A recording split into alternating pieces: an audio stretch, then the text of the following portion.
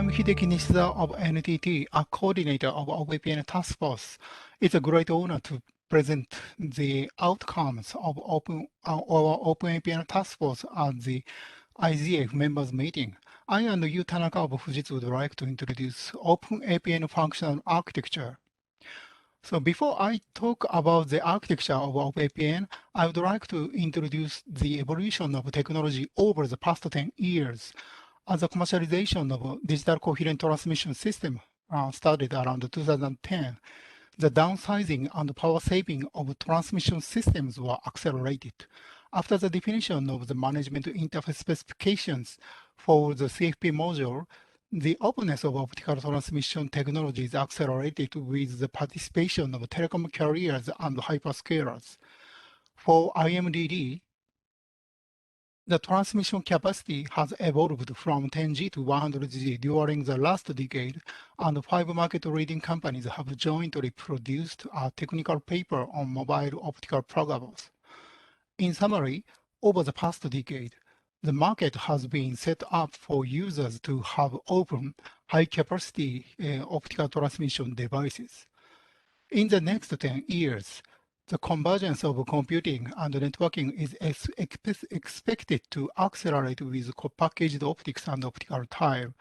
Just as WDM technology accelerated the spread of the Internet protocol in the past, hardware innovation will reshape the network architecture dramatically.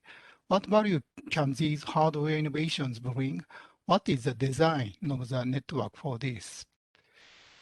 The 3 task forces within OpenAPN worked with each other to put together the design goal of OpenAPN at first: end-to-end lambda connection, dynamic optical path provisioning control, energy efficiency by minimizing electrical processing, multi-operators environment. Each network operator can deploy end-to-end lambda connections seamlessly without annoying complicated resource shaping procedures. Computing network convergence.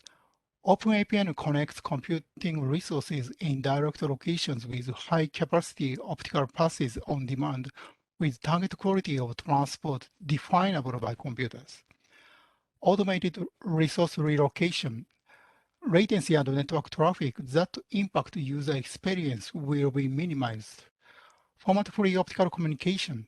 OpenAPN should allow a variety of optical modulation formats and upper layer protocols. Intelligent monitoring for dynamic operations of the OpenAPN. In order to realize the design goal, the current technology was investigated and gap analysis was conducted.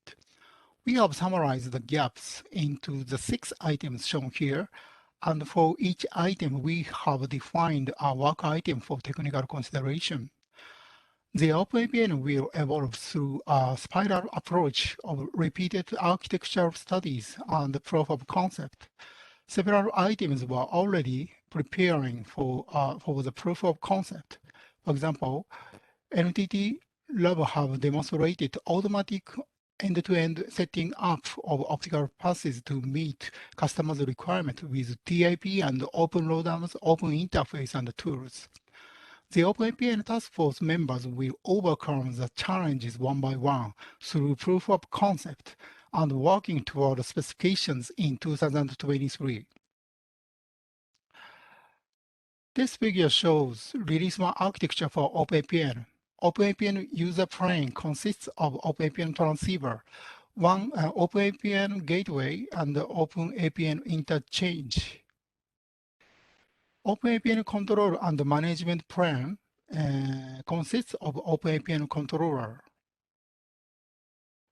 that communicate with APN transceiver, gateway, and interchange. APN transceiver is an endpoint for optical path.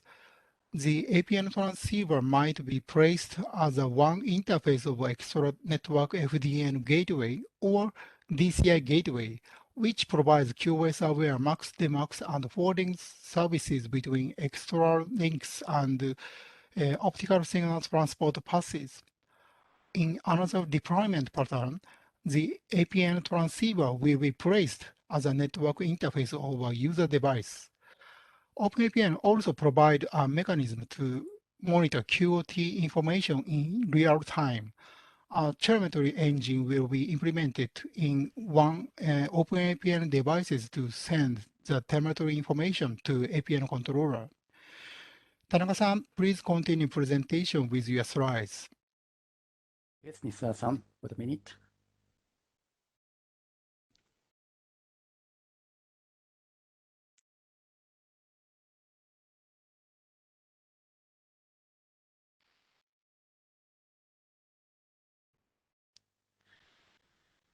This is Yutanaka from this, I'm a coordinator of the also APN, APN task force meeting. So now, following this explanation, I will continue to talk to the definition of the OpenAPN. So, as Nisa explained, architecture for OpenAPN, by using this OpenAPN efficiently, we define the optical interconnect port, which is called as the GOIP. The GOIP is defined as a group of optical ports where the direct optical connection, for example, the OpenAPN optical path can be established as shown on the left-hand figure here. And we have a APN interchange here, and also inside the GOIP, and also we have a APN gateway here and here, and they are connected to the APN T terminator transceiver on the user side. The GOIP to allow the direct optical transmission not only for the primary route, but also for the one or several of the two routes between any two ports, so we can select any port for any route in the GOIPs. And also GOIP is to seek to keep the call setup loss probability and the predetermined value when assuming the predetermined utilization rate and the connection pattern with given that the number of available wavelengths are allocated here. And then inside the GOIP, we define the more fine architecture diagram here. The definition of the GOIP is the, like here, the physical reference of the wavelength tunnel shall be managed inside the GOIP. We have, as shown here, we have open APN interchange here, center of the GOIP, and also we have a APN gateway here, and also we have a direct optical connection between here to here inside the GOIP.